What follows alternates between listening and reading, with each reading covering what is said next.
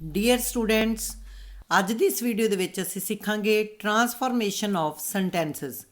Transformation ਕੀ ਹੁੰਦਾ ਹੈ? ਬਦਲਣਾ, ਸੈਂਟੈਂਸਸ ਨੂੰ ਬਦਲਣਾ, ਪਰ ਇਸ ਤਰੀਕੇ ਨਾਲ ਬਦਲਣਾ ਕਿ ਉਹਨਾਂ ਦਾ ਜੋ ਮੀਨਿੰਗ ਹੈ ਉਹ ਚੇਂਜ ਨਾ ਹੋਵੇ। ਅਸੀਂ ਇੱਕ ਸੈਂਟੈਂਸ ਨੂੰ ਅਲੱਗ-ਅਲੱਗ ਤਰੀਕਿਆਂ ਨਾਲ ਕਹਿ ਸਕਦੇ ਹਾਂ, ਪਰ ਉਸ ਨਾਲ ਉਹਨਾਂ ਦੀ ਸਟਰਕਚਰ ਹੈ ਜਿਹੜੀ ਉਹ ਚੇਂਜ ਹੁੰਦੀ ਹੈ। ਕੱਲ੍ਹ ਅਸੀਂ ਸਿੱਖਿਆ ਸੀਗਾ removal of too and to ਅਤੇ ਟੂ ਨੂੰ ਕਿਸ ਤਰ੍ਹਾਂ ਰਿਮੂਵ ਕਰਨਾ ਹੈ, ਅਤੇ ਅੱਜ ਅਸੀਂ ਸਿੱਖਾਂਗੇ use of too and to. ਮਤਲਬ ਇਹ ਹੈ ਕਿ ਅੱਜ ਆਪਾਂ ਟੂ ਅਤੇ ਟੂ ਨੂੰ ਯੂਜ਼ ਕਰਨਾ ਸਿੱਖਣਾ ਹੈ, ਅਤੇ ਕੱਲ੍ਹ ਅਸੀਂ ਇਹਨਾਂ ਨੂੰ ਹਟਾਉਣਾ ਸਿੱਖਿਆ ਸੀ। ਬੇਟਾ ਇਹਨਾਂ ਸੈਂਟੈਂਸਸ ਦੇ ਵਿੱਚ ਸਭ ਤੋਂ ਪਹਿਲਾਂ ਆਪਾਂ ਪਹਿਚਾਣ ਕਰਨੀ ਹੈ ਸੋ ਅਤੇ ਦੈਟ ਦੀ। ਸੋ ਅਤੇ ਦੈਟ ਜਦੋਂ ਲੱਗਿਆ ਹੋਏਗਾ ਤਾਂ ਇਹਨਾਂ ਨੂੰ ਆਪਾਂ ਕਿਸ ਤਰ੍ਹਾਂ ਹਟਾਉਣਾ ਹੈ? ਸੋ ਦੀ ਜਗ੍ਹਾ 'ਤੇ ਆਪਾਂ ਟੂ ਲਗਾ ਦੇਣਾ ਹੈ, ਅਤੇ ਜੋ ਦੈਟ ਹੈ, ਦੈਟ ਤੋਂ ਸ਼ੁਰੂ ਕਰਕੇ ਨੋਟ ਤੱਕ ਆਪਾਂ ਸਾਰੀ ਲਾਈਨ ਲੈ ਜਾਣੀ ਹੈ, ਇਹਦੀ ਜਗ੍ਹਾ 'ਤੇ ਆਪਾਂ ਟੂ ਲਗਾ ਦੇਣਾ ਹੈ। ਬਹੁਤ ਹੀ ਸਿੰਪਲ ਹੈ। ਸ਼ੀ ਇਜ਼ ਸੋ ਓਲਡ, ਸੋ ਦੀ ਜਗ੍ਹਾ 'ਤੇ ਆਪਾਂ ਲਗਾ ਦਿੱਤਾ ਟੂ। ਓਲਡ, ਦੈਟ ਤੋਂ ਸ਼ੁਰੂ ਕੀਤਾ ਨੋਟ ਤੱਕ ਚਲੇ ਗਏ, ਇਹਨਾਂ ਸਾਰਿਆਂ ਦੀ ਜਗ੍ਹਾ 'ਤੇ ਆਪਾਂ ਟੂ ਲਗਾਉਣਾ ਹੈ। ਉਸ ਤੋਂ ਬਾਅਦ ਲਾਸਟ ਵਰਡ ਜੋ ਵੀ ਹੈ to walk. Next she is so, so ਦੀ ਜਗ੍ਹਾ 'ਤੇ ਆਪਾਂ ਲਗਾਵਾਂਗੇ ਟੂ। ਵੀਕ, ਦੈਟ ਤੋਂ ਸ਼ੁਰੂ ਕਰਕੇ ਕੈਨ ਨਾਟ ਤੱਕ ਇਹ ਪੂਰੀ ਦੀ ਪੂਰੀ ਲਾਈਨ ਜਿਹੜੀ ਆਪਾਂ ਨਹੀਂ ਲਿਖਣੀ, ਇੱਥੇ ਆਪਾਂ ਟੂ ਲਗਾਇਆ ਸੀ। ਇਹਨਾਂ ਦੀ ਜਗ੍ਹਾ 'ਤੇ ਦੈਟ ਤੋਂ ਸ਼ੁਰੂ ਕਰਕੇ ਟੂ, ਲਾਸਟ ਹੈ ਸਿਟ। Very simple.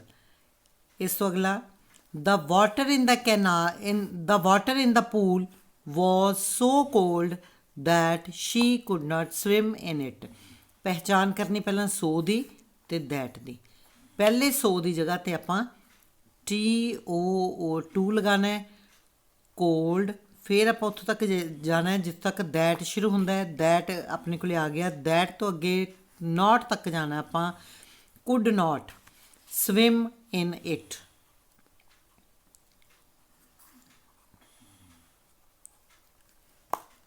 ਪਰ ਨੋਟ ਤਾਂ ਹਟਾਉਣੇ ਹੈ, ਕਿਉਂਕਿ ਜਿਹੜਾ ਆਪਾਂ ਨਵਾਂ ਬਣਾਉਣੇ ਹੈ ਸੈਂਟੈਂਸ ਟੂ ਅਤੇ ਟੂ ਦਾ ਯੂਜ਼ ਕਰਕੇ, ਇਹਦਾ ਆਲਰੇਡੀ ਮੀਨਿੰਗ ਨੈਗੇਟਿਵ ਹੀ ਹੁੰਦਾ ਹੈ। ਇੱਥੇ ਵੀ ਇਹਦਾ ਇਹੀ ਮੀਨਿੰਗ ਹੈ, she is too old to walk ਦਾ, ਕਿ ਉਹ ਇੰਨੀ ਬਜ਼ੁਰਗ ਹੈ ਕਿ ਉਹ ਚੱਲ ਨਹੀਂ ਸਕਦੀ। Number 4, he is so slow that he can't win the race. ਸਭ ਤੋਂ ਪਹਿਲਾ ਕੰਮ ਆਪਾਂ ਸੋ ਅਤੇ ਦੈਟ ਨੂੰ ਪਹਿਚਾਨਣਾ ਹੈ। ਤਾਂ ਪਹਿਲੇ ਸੋ ਨੂੰ ਹਟਾ ਕੇ ਆਪਾਂ ਟੂ ਲਿਖ ਦੇਣਾ ਹੈ। ਹੀ ਇਜ਼ ਟੂ ਸਲੋ, ਸੋ ਹਟਾਇਆ ਟੂ ਲਿਖਤਾ, ਟੂ ਸਲੋ। ਆ ਦੈਟ ਤੋਂ ਆਪਾਂ ਸ਼ੁਰੂ ਕਰਕੇ ਨੋਟ ਤੱਕ ਜਾਣਾ ਹੈ। ਕੈਨ ਨੋਟ ਨੂੰ ਵੀ ਆਪਾਂ ਨੋਟ ਵਰਡ ਨੂੰ ਹਟਾਉਣਾ ਹੈ। ਇਹਨਾਂ ਤਿੰਨਾਂ ਨੂੰ ਹਟਾ ਕੇ ਆਪਾਂ ਇੱਥੇ ਟੂ ਲਿਖ ਦੇਣਾ। ਦੈਟ ਹੀ ਕਾਂਟ, ਇਹਦੀ ਜਗ੍ਹਾ 'ਤੇ ਆ ਗਿਆ ਟੂ, ਫਿਰ ਪਿਛਲਾ portion as it is win the race.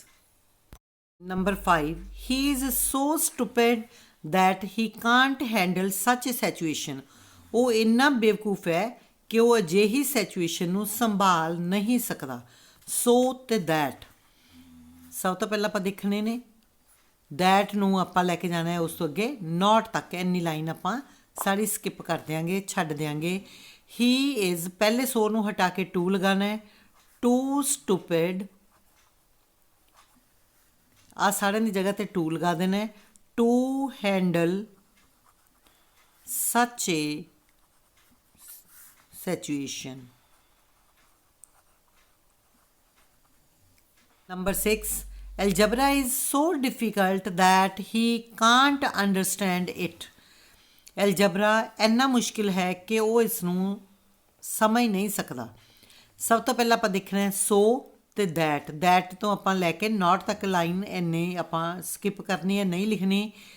algebra is too difficult, algebra ਇੰਨਾ ਮੁਸ਼ਕਿਲ ਹੈ ਕਿ ਉਹ ਸਮਝ ਨਹੀਂ ਸਕਦਾ। ਫਿਰ ਆਪਾਂ ਇਹ ਕਹਾਂਗੇ ਉਸ ਲਈ ਐਲਜਬਰਾ ਇੰਨਾ ਮੁਸ਼ਕਿਲ ਹੈ ਕਿ ਉਹ ਸਮਝ ਨਹੀਂ ਸਕਦਾ। ਫਿਰ ਇਹਨੂੰ ਬਣਾਉਣ ਦਾ ਤਰੀਕਾ, ਐਲਜਬਰਾ ਇਜ਼ ਸੋ ਡਿਫੀਕਲਟ, ਉਸ ਲਈ ਲਗਾਉਣਾ ਹੈ। ਫਿਰ ਆਪਾਂ ਫੋਰ ਹਿਮ, ਹੀ ਦਾ ਬਣਾ ਦਾਂਗੇ ਫੋਰ ਹਿਮ। ਆਹ ਸਾਰੇ ਵਰਡ ਛੱਡ ਕੇ ਟੂ, ਪਿਛਲਾ portion copy paste, understand it.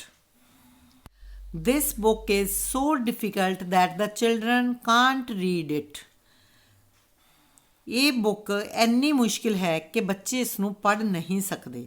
ਤਾਂ ਆਪਾਂ ਇੱਥੇ ਵੀ ਸਭ ਤੋਂ ਪਹਿਲਾਂ ਸੋ ਤੇ ਦੈਟ ਵਾਲਾ ਆਪਾਂ ਫਾਈਂਡ ਕਰਾਂਗੇ। ਸੋ ਲੱਗਿਆ, ਦੈਟ ਤੋਂ ਅੱਗੇ ਨੋਟ ਤੱਕ ਆਪਾਂ ਪੂਰੀ ਲਾਈਨ ਨੂੰ ਅੰਡਰਲਾਈਨ ਕਰ ਲਓ। ਅਸੀਂ ਇਹਨੂੰ ਸਾਰੀ ਨੂੰ ਨਹੀਂ ਲਿਖਣਾ। ਦਿਸ ਬੁੱਕ ਇਜ਼ ਟੂ ਡਿਫਿਕਲਟ। ਕਿੰਨਾ ਲਈ ਡਿਫਿਕਲਟ ਹੈ? ਕੌਣ ਨਹੀਂ ਪੜ੍ਹ ਸਕਦਾ? ਬੱਚੇ ਨਹੀਂ ਪੜ੍ਹ ਸਕਦੇ। ਫਿਰ ਆਪਾਂ ਇੱਥੇ ਲਿਖ ਦਿਆਂਗੇ this book is too difficult for the children.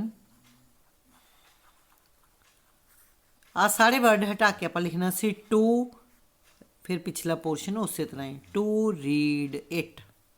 Dear students, I hope तुहानू टू ते टू दा यूज़ समझ विच आ गया होएगा ते तुसी प्रैक्टिस दे लई ये क्वेश्चन कर सकते हो ते इन्हां दे आंसर कमेंट बॉक्स विच लिख सकते हो। Thank you. Have a nice day.